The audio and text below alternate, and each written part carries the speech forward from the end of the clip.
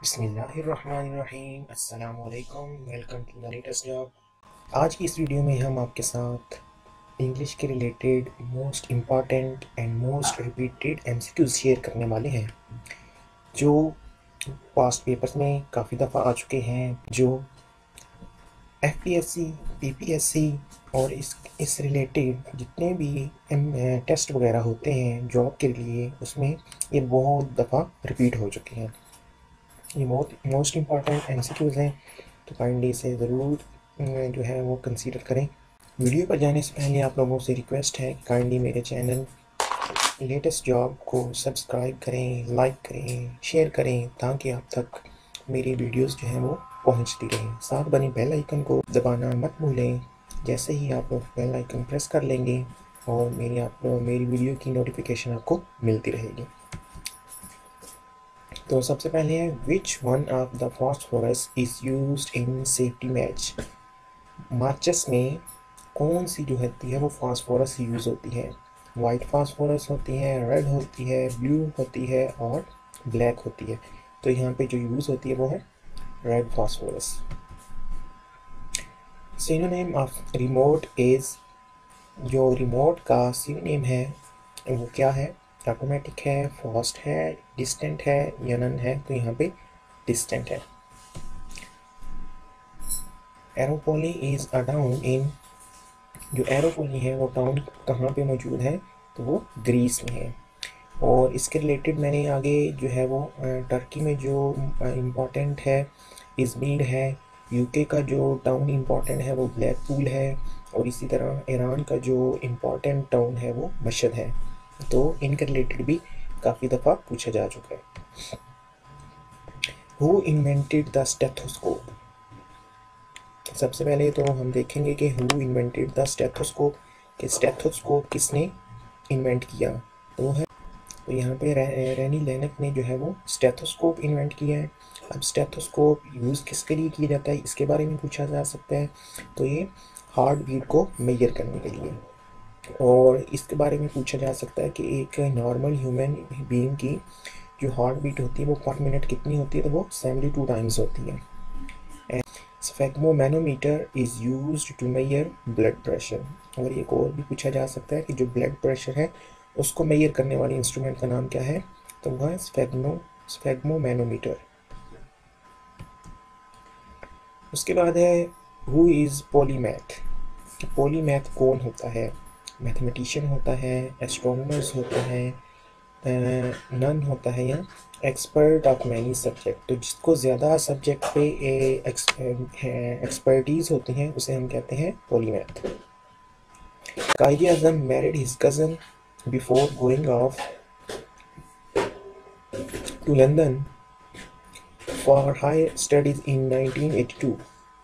तो रत्ना बाई है, एमी बाई है, जुबा है, मौर्या है।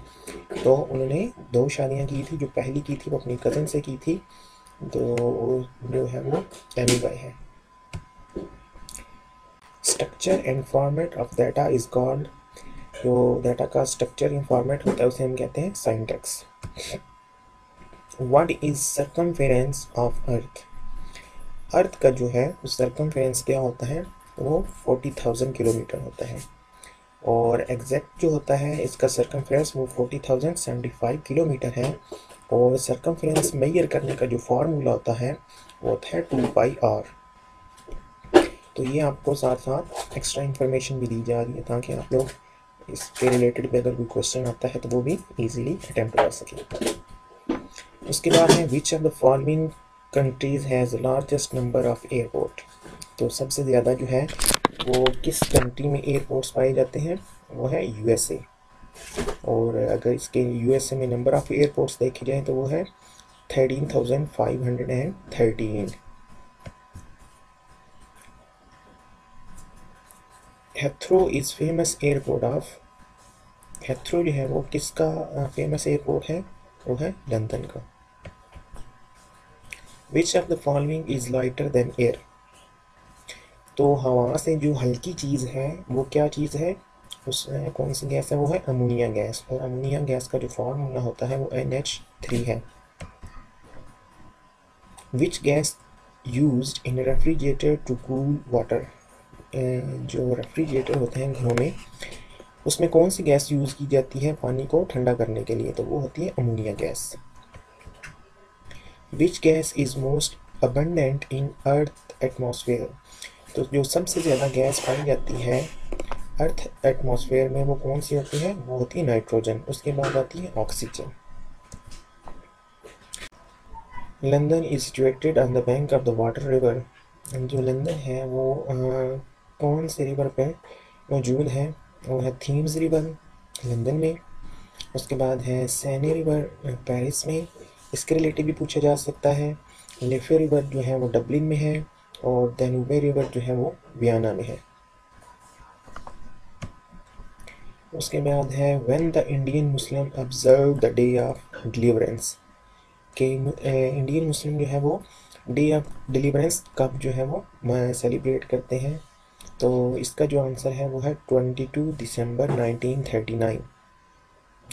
और ये इंडियन मुस्लिम जो है वो सेलिब्रेट डे ऑफ डिलीवरेंस क्यों करते हैं? इस वजह से करते हैं क्योंकि उस डे को कांग्रेस में मिनिस्टर्स जो थे उन्होंने अपना रेजिग्नेशन दिया था, तो इसकी बेस पे फिर वो इंडियन मुस्लिम डे को सेलिब्रेट करते हैं। इसका आंसर जो है वो 22 दिसंबर 1939 है।